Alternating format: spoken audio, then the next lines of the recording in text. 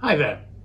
Today I'm taking a look at a Calvados, but this is no ordinary Calvados. This is Chateau du Breuil's 15-year-old Calvados Pays.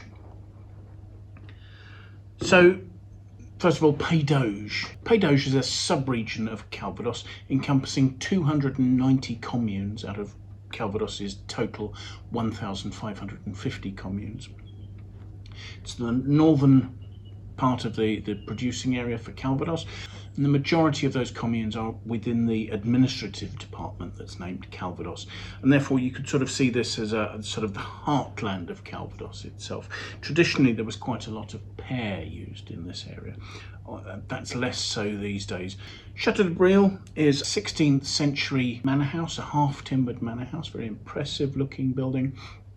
Was rated as a historic monument back in 1933, but has had a long and quite varied history in terms of having been used as an industrial centre. A production facility came to be built here back in 1833. Initially a wheat and flax mill that moved on to process cotton. It was a cotton mill, it was then a woollen mill. After that it became a silk factory. And then they moved away from textiles and the buildings became a cheese factory. In fact, they were making camembert. Following on from that, final use before conversion to a distillery, it was a chocolate factory. So there's been quite a varied use for these buildings. In 1933, the manor house itself and its outbuildings were classified as a historic monument. Unfortunately, because of its location about 15 kilometres inland and to the east of Caen, the buildings were actually quite badly damaged, they say, by bombardment in 1944. So presumably this was naval guns bombarding the area subsequent to the D-Day landings. The property was bought in 1954 by somebody called Philippe Bizouard, and he set about repairing it and turning it into a distillery. So the first stills were installed in 1958 and the distillery was completed in 1959. The entity that actually owns the distillery is a company called Spiriterie Française. They produce somewhere in the region of 420,000 bottles of Calvados a year, making them the second largest producer of Calvados. They export their Calvados to 60 countries worldwide. They make their Calvados from apples entirely grown in their own orchards. They have 42 hectares of orchards, and on those evidently there are 22,000 apple trees. These are in the communes of Breuil en Auge and Saint-Philbert des Champs. And evidently these orchards have the typical quite heavy, quite damp clay limestone soils that are required for Calvados Pays. The information I have says they use 5 families of apples for their distillation, so clearly there's no pear included in this. Fermentation of the cider that is the base for the Calvados is done entirely with natural yeasts. So the apples will be crushed and left to ferment. The rules for the Calvados Pays appellation say that fermentation must take at least 21 days, but probably takes longer. And the resulting cider will be somewhere a little over 4% in alcohol. Distillation will go on in a very typical Calvados still called an alembic à ripasse, so actually a semi-continuous still.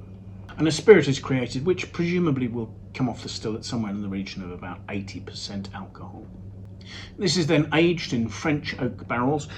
This is a 15-year-old Calvados, so the Calvados will have to age for that length of time. However, the producers do say that there are older Calvadoses included in here, so presumably this will be a blend. And also, obviously, for bottling, the spirit will need to be watered down with distilled water to its current 41% alcohol strength. So let's have a look at it, shall we? I mean, the first thing I have to remark on is this beautiful bronze colour. It's got a lively golden note to it. Swirling it, unsurprisingly, it sticks to the glass very happily there. So let's see what we make of the aroma, shall we?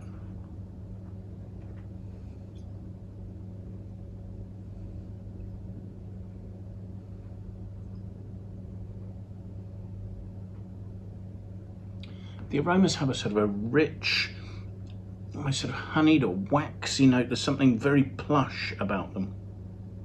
Almost like a sort of a piece of wooden furniture that's been well polished.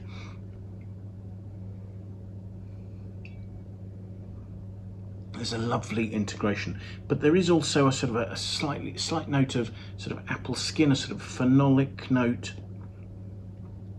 perhaps a little bit of that sort of caramel note from a toffee apple or something like that.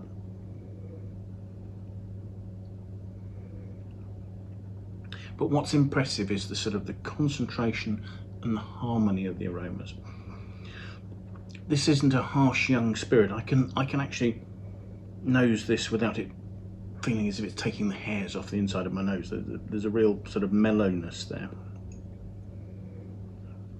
So let's have a taste.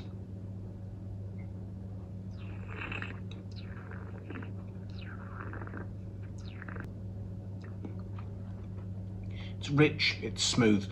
Again, I come back to the sort of the honeyed note, the toffee apple caramel sort of notes. There's a smoothness, there's a concentration. They're almost sort of maderization notes, sort of notes of candied peel with hints of rich, ripe figginess as well.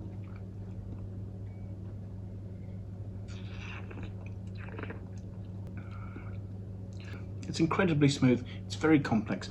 I've not diluted this at all, and yet it's not giving me a particularly strong burn on the back palate there, simply because there's such a lovely rounded richness to it. There is that sort of developed apple note. There are hints of phenolics there from apple skins, and the flavours are lasting incredibly well. They're just not fading. They're being maintained in my mouth.